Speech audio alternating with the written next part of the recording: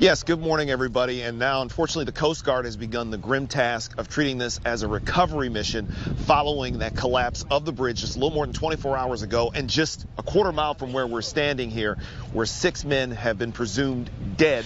Yeah, good morning, Caitlin and Matt. Good morning, everybody. And actually, as you can see here, off to this side, the crews are actually working on extricating this truck from this front yard. It's one of the most shocking videos from over the weekend. This tanker truck, where you see the words jet fuel emblazoned on the side of it, burning in the right lane with a trail of flaming debris. Loss. We often don't think about the men and women in these uniforms who are also going in to help people in their time of need. The $120 million renovation package has been a decade in the making here in York County. But it's the tax price tag that has had the residents talking throughout the area. Just over my shoulder to my left is the Trinity Reformed Christian Church. And this is the focal point of a cold case that goes back to the summer of 1975. Now, the settlement puts these new measures in place for the next 5 years. And CASA, as well as a number of people here in York County, are hoping it becomes a permanent fixture when people go out to vote. Yeah, Brian and Jerry, yesterday's shooting does indeed bring into focus the constant and consistent threat that guns and gun violence bring to our everyday lives. Very clearly, it is very snowy out here in Dauphin County. We're actually near Swatara Township, and if you can see it, that's 283. But starting next year, the new cashless mode of getting your tolls paid here on the turnpike is going to make these toll booths over my shoulder a thing of the past. I'm going to be talking to the guy who gets to drive this here monster truck, the Gungster, down here at the Wells Fargo Center. Let's head back over to the studio with you, Alex and Kelsey. Jay, I want to know how you got into the monster truck. It looks like it would be pretty hard. Yeah. Is it through the bottom? So yeah, you actually climb up. There's a way that you climb up, and you're going to show it here. They have put out more than a dozen pallets of food boxes that are going to be heading out to needy families starting next week. And as for coats, they've already donated nearly 300 of them from this Salvation Army in the last month. And if you want to donate to the Coats for Kids telethon, all you got to do is go to the link on our website, WGAL.com. Yes, good morning, everybody, and we're in a different kind of delivery room, as this is the birthing center where little ones just like this are becoming new additions at the fair. We'll have more coming up. From the Kick House in Hummelstown, I'm J. Scott Smith, kicking it this morning here in Hummelstown. Back to you in the studio. Nearly 36 hours after the catastrophic collapse, the recovery effort is now underway in the search for the 6 men who were on that bridge early Tuesday morning. The horrifying sight of the Francis Scott Key Bridge, buckling and crumbling into the Patapsco River, left 6 contractors presumed dead and numerous questions in search of answers. The investigation now is involving everybody, from federal authorities to state authorities, really trying to uncover both what happened, what led up to this, but then also everything about the aftermath, about the response. And so this is going to be a thorough investigation. What we do know is the ship lost power a few minutes before impact, and it was a distressed mayday call that was able to alert the authorities in enough time to stop traffic from coming out onto the bridge, averting further tragedy. The federal response has been swift, as both the FBI and NTSB are currently investigating this incident. There are 24 NTSB investigators on the scene, and they've already retrieved the data recorder from the ship, and the hope is to have a preliminary report on this accident within 2 to 4 weeks. We do not hesitate at any time to issue an urgent safety recommendation if we believe there's some sort of safety deficiency that needs to be addressed. The primary focus, however, has been on the victims and helping bring closure for their loved ones. The work of these first responders, the work of these divers, I cannot stress enough how remarkable these individuals are. Moore was asked about the possibility of criminal charges in this accident, and he said that the investigation is ongoing and the NTSB's full report could be out in 1 to 2 years. In Baltimore, I'm J. Scott Smith. It's been more than 48 hours since a massive fire took down this factory here in Stewartstown, and it's left fire officials scrambling to describe what they've seen.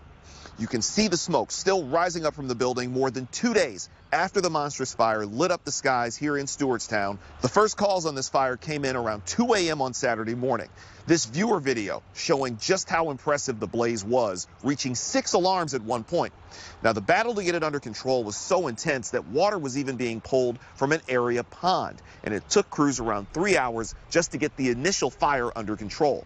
Now, Todd Gibney, the Eureka Volunteer Fire Chief, said on the department's Facebook page he expects this fire to continue to smoke and smolder together for the next week, telling residents not to call 911 as they understand the smoke is going to be there because, quote, it's not a realistic expectation to fully extinguish a fire of this magnitude, and the fire is contained to areas that are bricked off, therefore it will not spread. Now, the scale of this fire stunned nearby residents who said they've never seen anything like this. The intensity of it, I just knew something really bad had taken place very nearby. I'd seen explosions in Vietnam and all, but this was unreal. Our neighbor called and said, my bedroom is sort of aglow, and she looked outside and said, oh my gosh, there's fire. Now, fire officials say one other home did sustain damage in this fire, but there have been no injuries or fatalities that have been reported. The Southern Regional Police, along with the State Police Fire Marshal's Office, are also investigating the cause of this fire, and they're asking anyone with cameras to check for any suspicious activity that may have happened around 1:30 a.m. on Saturday. And just to give you an idea of how big this fire was, the fire chief's son, Dan Gibney, who is also a firefighter himself, went on a run on Sunday afternoon. He found embers from this fire right here 3.5 miles away. In Stewartstown, I'm Jay Scott Smith for WGAL News 8. We were able to do rehearsal in here. Shireen Pimentel walks into the room with the energy of a teenager. But when you hear her voice, it's the sound of a trained performer who spent the vast majority of her 25 years on Earth on the stage. Actually, when I was 3 years old was when it started. My parents put me in dance class at that time. And from 3 to 9, I did dance class incessantly. By the time I had auditioned for The Lion King, I was dancing 5 times a week at 2 different dance schools. It was not the same tune I remembered. Shireen, who is currently starring in It Happened in Key West at the Fulton Theater, has been performing since she was 3 years old. Her first big break came as a 9-year-old when she scored the role of young Nala in the Broadway version of Disney's The Lion King. I saw the show. That's kind of what did it for me. I saw 2 kids on stage, and I had spent my life growing up watching the ballet, and so you see so many adults performing, and I thought, oh, it would be so interesting when I grow up to become a ballerina. And then I watched a musical, and I was like, wait, you could do this as a kid. That role's given way to a number of major roles on Broadway, including playing Maria in West Side Story and becoming the first black woman to play the lead role in Evita. I really trusted myself at like 6 years old, 7 years old. I was like, this is what I want to be. And there are so many people out there who say, well, that's really hard to do. And it is. That I am not negating. This is a hard career to take. But I knew at that time that that was what I wanted to do. Doing a little bit of stretching before the show. And some. The daughter of a Jamaican mother and a Puerto Rican father, Shireen says that understanding who she is as an Afro-Latina helps shape her approach to various roles. We're not able to leave the house and like leave that part of our identity behind. We're not, you know, I don't leave the house and I'm like no longer a black woman. And so I know that the steps I take and the steps I take in my career, in my own life, in the rehearsal room, everything is kind of a reflection on myself, but also shows other kids. Shireen credits her parents for putting her in community theaters and free programs while she grew up in North Jersey. That helped her grow at a time where the strain on school budgets has led to cuts in arts programs, which disproportionately impacts black and Hispanic students. Then came a man. For her part, Shireen hopes to serve as an inspiration to the next generation of young performers of color. What I really want to inspire other black and brown children is that, like, you can do anything you set your mind to. And you can see that from the fact that, like, we're on this stage doing this. And you don't have to want to be on the stage. You could want to be a doctor and know that, like, you can do that. Know that you can pursue anything under the sun. I am loved. At the Fulton Theater in Lancaster, I'm Jay Scott Smith for WGAL News 8.